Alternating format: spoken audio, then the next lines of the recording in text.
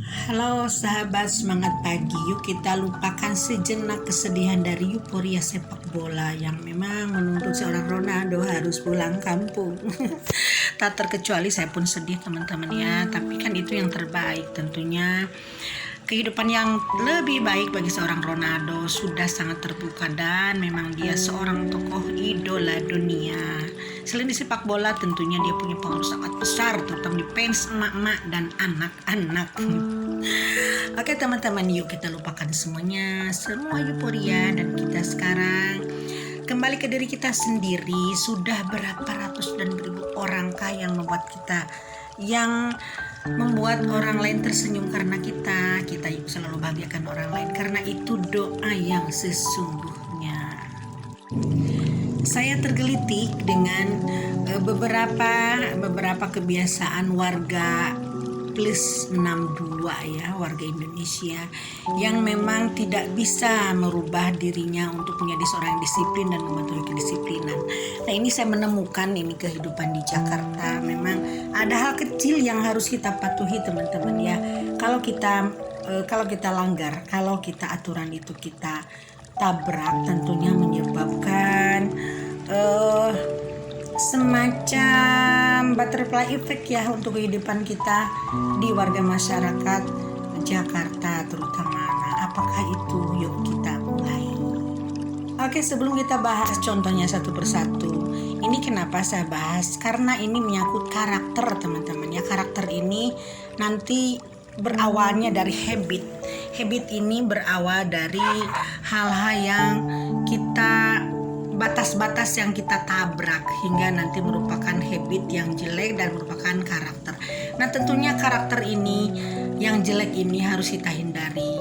Nah, kalau untuk di Jakarta, pertama satu ini ada peraturan di Jakarta yaitu tentang naik busway teman-teman ya. Nah, jadi naik busway ini pertama kita harus dalam antrian, harus mengantri.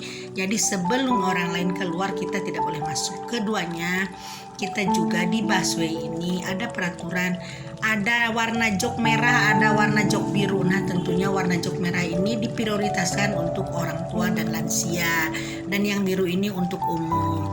Dan lalu di busway ini juga diutamakan yang harus duduk ini perempuan, terutama yang orang-orang tua yang sudah usianya di atas 40 dan untuk penyandang disabilitas teman-teman ya. Nah, ini peraturan di Jakarta mengenai naik busway. Sama halnya dengan naik KRL juga begitu teman-teman ya. Jadi ada prioritasnya yang harus kita patuhi tentunya. Lalu keduanya, dalam berkendara di Jakarta. Berkendara di Jakarta ini mudah tapi tidak mudah karena ada hal-hal yang harus kita patuhi. Pertama, di siang hari kita tidak boleh parkir sembarangan, baik motor atau mobil. Kalau parkir sembarangan nanti akan digusur sama yang punya jalan.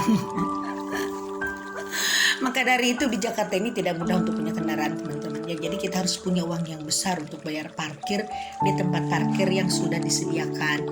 Adapun parkir ini untuk kendaraan mobil terutama ya.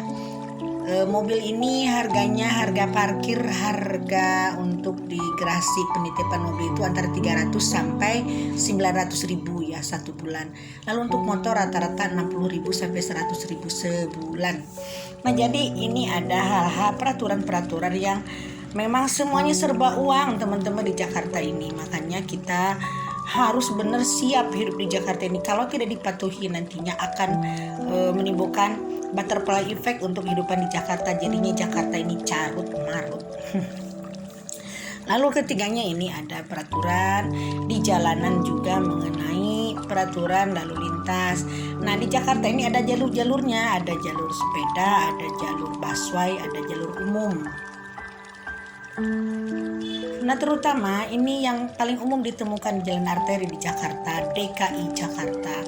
Ini ada jalur busway yang tidak boleh diterabas sama jalur bis umum atau jalur pribadi.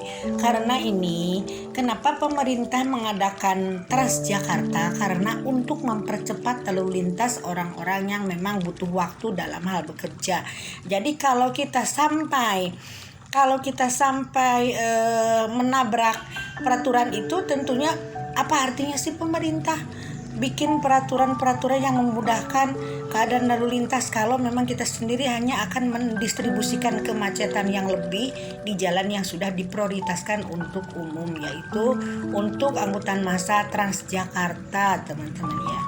Jadi kita jangan coba-coba menerabas pertanyaan merasa, wah ini saya jagoan nih, saya bisa nih jagoan untuk melawan peraturan, berani nih saya, bukan keberanian itu keberanian yang konyol. Karena apa? Karena itu akan memperlihatkan karakter kita tidak bagus. Nah, dan hati-hati nih, di Jakarta ini kita juga sekarang harus memakai masker, tetap memakai masker, teman-teman ya.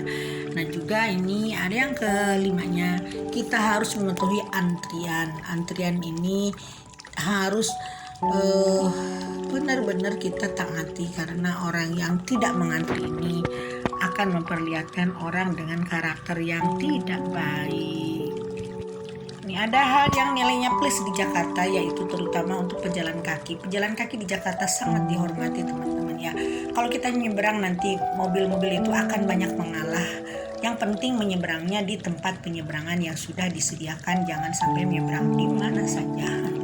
Nah ini sedikit yang menelisik, yang mengusik hati saya tentang kehidupan di Jakarta yang saya temukan tiap hari, dan ini merupakan karakter. Yuk kita jaga perilaku kita sehingga karakter kita nanti akan tumbuh ke arah yang lebih baik, karena karakter ini yang baik ini menimbulkan kesuksesan yang tidak kita terasa di setiap harinya, setiap detiknya. Meskipun ini 1%, nantinya kan akan menimbulkan efek yang sangat besar.